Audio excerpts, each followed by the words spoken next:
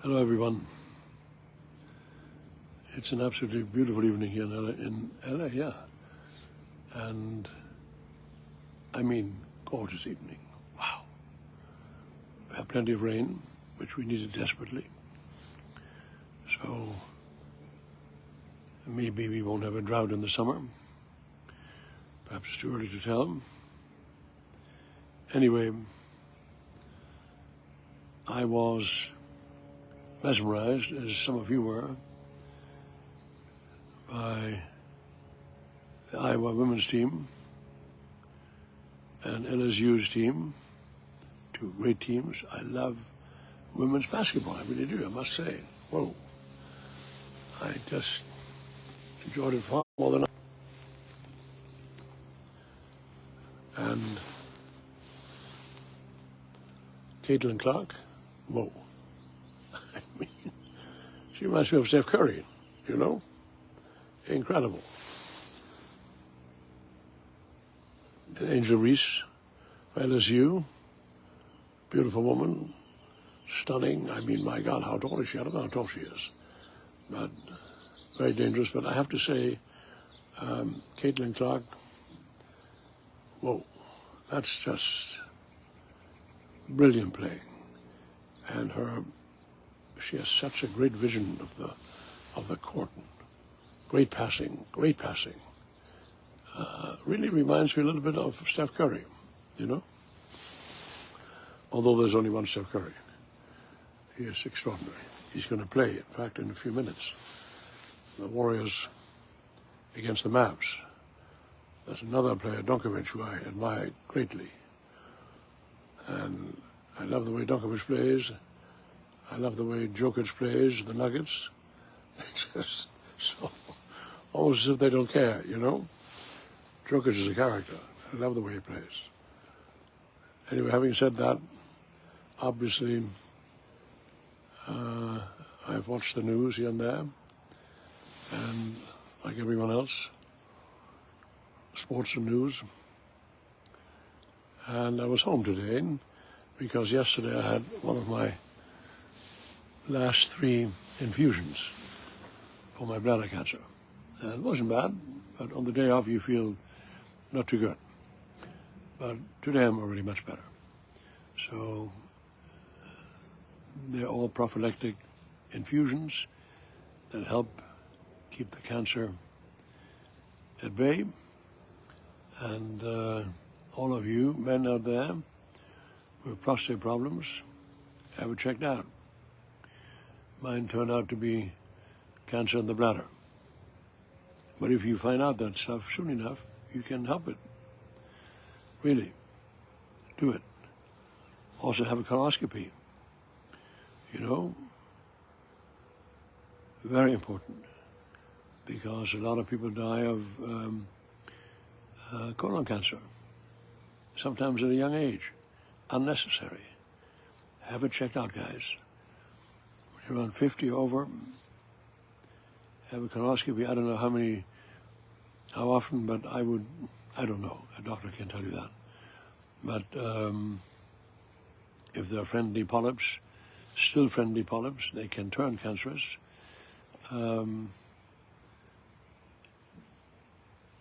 They can remove them. Nothing to it, really. And just watch out for your own health before it transforms into something that is hard to control. Now, I obviously also see the regular news, and the thing in Palestine and Israel bothers me a great deal. I have a lot of Israeli friends who I played soccer with, won the U.S. championship with in 1973. I was the token German on that Israeli team, and so they've become friends. So obviously I'm very concerned about them. But I'm also very concerned about what I see happening in Gaza. It's terrible. But let me say this very succinctly without boring you with more of my thoughts about that. I think it can only be solved by putting an international military contingent consisting of European soldiers, Arab soldiers, American if need be, and station them in a corridor between Palestine and Israel. This issue between the two will never, ever be solved on its own. Never. The Hamas has sworn they want to eliminate Israel, and the Israeli settlers have sworn they will do everything to eliminate Hamas. Well, this can't go on. We in the international community must go there and say, hey,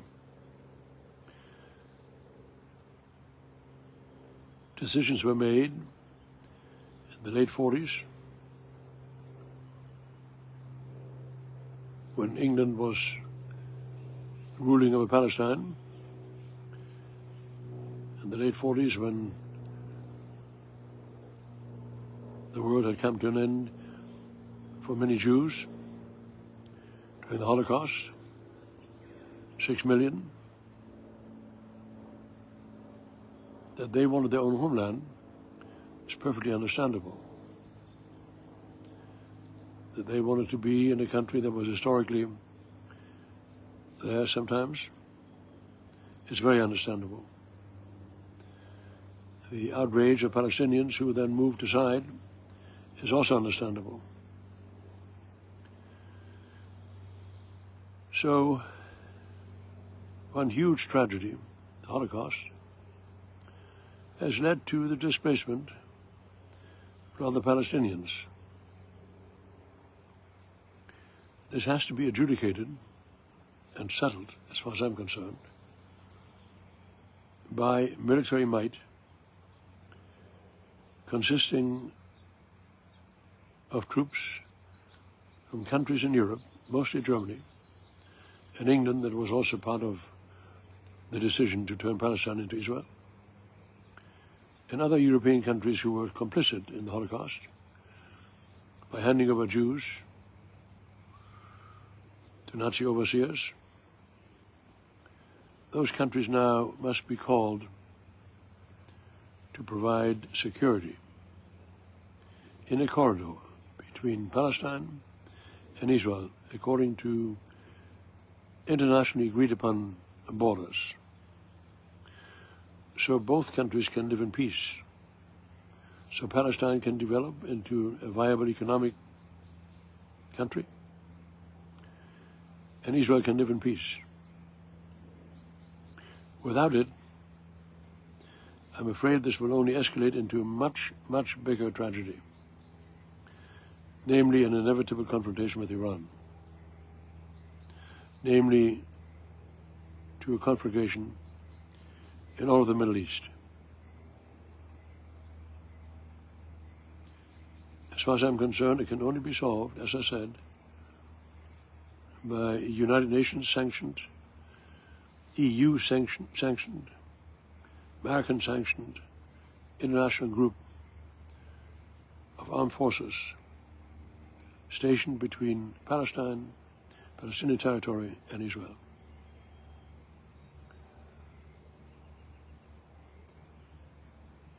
Obviously, under those conditions, Hamas will not have a chance to attack Israel again, and Israeli settlers won't have a chance to take over Palestinian land. It'll give a chance to the more moderate people on both sides to talk to each other. The rest is a pipe dream, ain't going to happen. Netanyahu will never drive out Hamas out of Palestine. He will never manage to drive out all the Palestinians out of their territory. And Hamas will never be able to throw the Jews out of Israel. Ain't going to happen.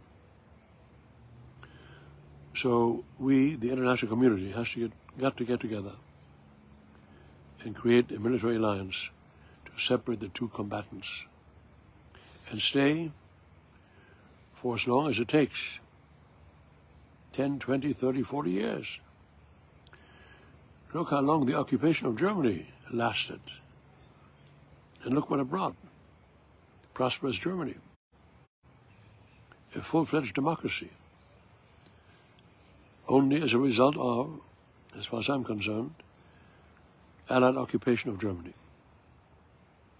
allowing German democratic institutions to take hold. Democracy is difficult. Let us not forget that democracies have lasted the longest on islands. Great Britain and America. America, in a sense, is an island, bordered by two friendly countries, Canada and Mexico. Germany, however, was the center of European power struggles. The Brits and the French didn't want Germany to become too big, nor did Russia. You know, I'm getting so sick and tired of this internet stuff. There are constant interruptions. You internet companies, instead of spending so much money advertising, fix your technological problems first. Anyway, it is a very tragic issue and will only be solved by an international contingent of military units with good intentions, namely to allow Israel to live in peace and to allow Palestine to grow its democratic institutions without the constant threats of more and more of their land being taken over.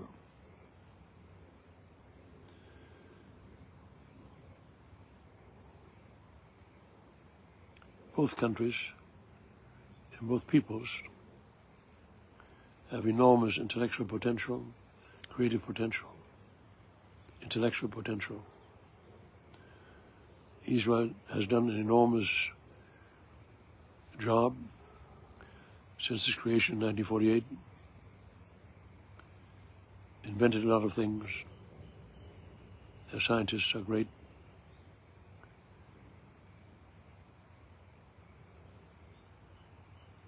But they are a thorn in the eye of Palestinians who simply have to wake up to the reality that they have to live in that piece of that part of the world, Middle East, that was assigned to them by the United Nations along internationally recognized borders. Iran has to stop its bullshit of wanting to make sure that Israel is eliminated from the face of the earth. Ain't gonna happen, guys. You need to become a democracy in Iran. You were on the way to become a democracy under Mossadegh in 1953. The two powerful countries, Britain and USA, were intent of getting rid of a democratically elected Mossadegh, and they installed the Shah, which guaranteed unimpeded access to oil. That really is sort of the beginning of a lot of problems in that part of the world. So democracy in Iran would have had a chance. But after years of rule by the Shah, a very kind of dictatorial theocracy was established. This leads me to another thing that bothers me. We don't want a theocracy, we don't want an autocracy, we don't want dictatorship in our wonderful country. We really don't. Notwithstanding the fact that some big mouth keeps suddenly now shouting that out into the world as if he was religious. I mean, that guy's a joke. But that's another story. And one thing to my friends and fans, take it seriously when some politician utters things that you sort of dismiss initially as saying, that's nonsense. He's full of it. Well,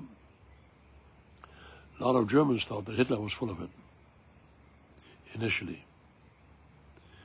When they read Mein Kampf, those who did, not too many did. They thought the guy's ranting and raving. You know what happened there? About 50 or 60 million people later were dead because of that war. Take the utterances of political leaders seriously.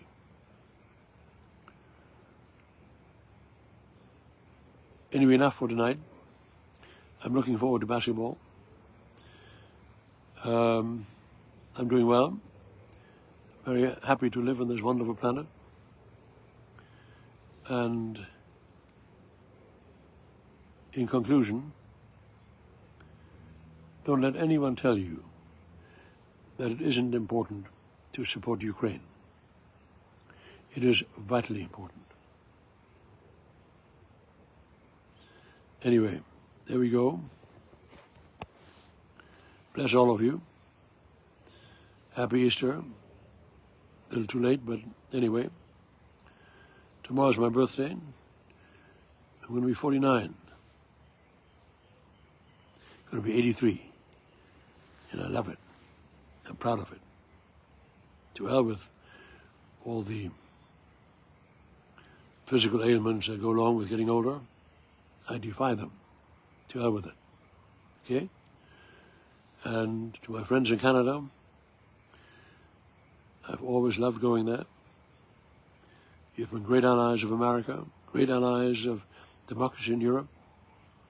I want to thank you for it. And the Aussies, my fans in Australia, you've done the same. And France, the fans in France, I'm looking forward to the Olympics this summer in Paris. I love it. I'll talk to you soon. Okay? And remember, a lot of interesting storylines coming up on YNR. Ooh, I can tell you because I know. All right? You all be cool. And I thank you for watching. I really enjoy that. It means a great deal to me. Bye.